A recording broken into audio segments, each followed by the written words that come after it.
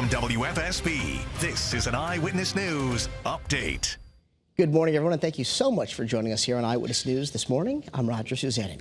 Let's take a look at some of your top stories for the day. We are working to learn more right now of what caused a horrific car crash that has left several people with critical injuries. Now, we know it happened overnight right near Sacred Heart University. That wreck did, unfortunately, also involve college students, we've learned. We are speaking with investigators right now to learn even more information. So, of course, stay with Channel 3 as we get more information with you. We'll share it right away. And a former Glastonbury police officer will face a judge today after being accused of misusing his access as a police officer. Patrick Hemingway is charged with computer crimes and making a false statement. And just last week, you may remember that Glastonbury police told us that a former police officer was a person of interest in a burglary investigation. But at that point, they did not name Hemingway. I'm not okay with the charges. Manslaughter is not enough for my baby. These people killed my daughter. It wasn't an accident.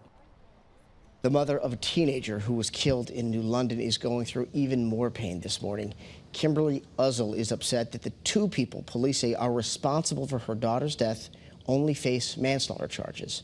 Nashawn Cherry and his mother, Erica Cherry, are accused of playing a role in the death of Denasia Uzel. Police say in April, Denasia was strangled to death following a block party. The mother and son are both slated to appear in court on October 18th.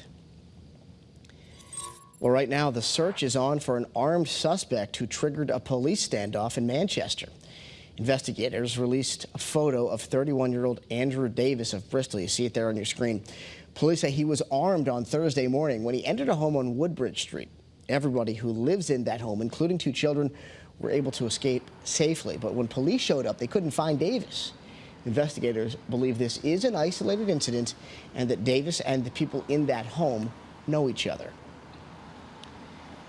Well, listen, right now we are on the brink of a federal government shutdown. U.S. Senators Chris Murphy and Richard Blumenthal will provide an update from Washington today on a Zoom call. They plan to discuss how a shutdown would impact families here in Connecticut, including how some services normally provided by the federal government would be suspended by that shutdown. The virtual meeting will take place at 11 o'clock this morning. We'll break down what needs to happen to avoid a potential shutdown a little bit later throughout the day. Well, the Huskies will be sticking around in Hartford after UConn just approved a major deal to keep playing at the XL Center. A battle over state funding had raised serious questions about a potential move, but a recent $1.5 million agreement ensures that the men's and women's basketball teams, along with the men's hockey team, will split their home games between Gemple Pavilion and the XL Center for the upcoming season. Melissa? All right, thanks, Roger. Yeah, we are tracking some rain across the area. We have this first alert for rain off and on through the day today, and that's also going to cause some flooding concerns, too. So be mindful of that if you travel around the state today.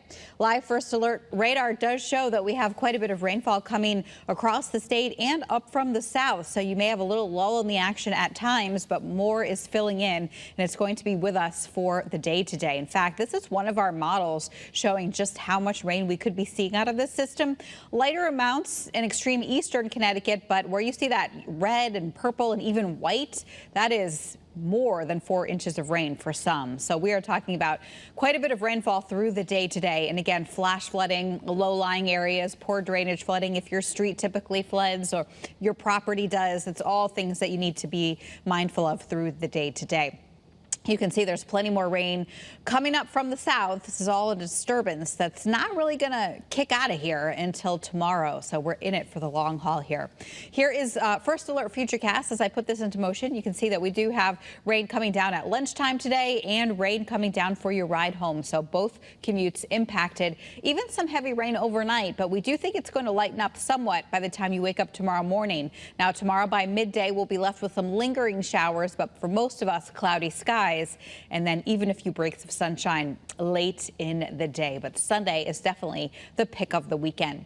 Live in New Haven right now, you can see some raindrops there on the camera lens with a temperature of 58 degrees.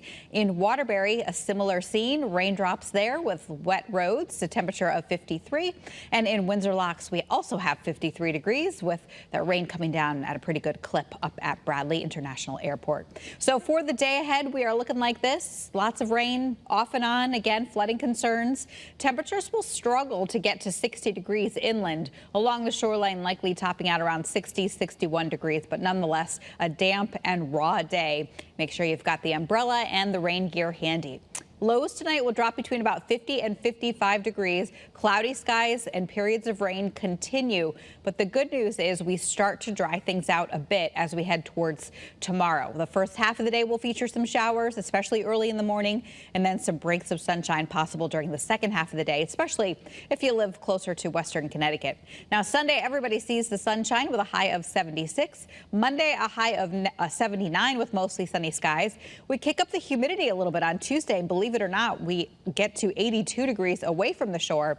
And then Wednesday and Thursday are both fair and sunny with temperatures between about 75 and 78 degrees. So once we get through today's rain and early tomorrow morning, we're in the clear for many days ahead. So that is certainly something to look forward to. Roger? Absolutely. Thank you so much, Melissa. And thank you so much for tuning into Eyewitness News. We so appreciate it.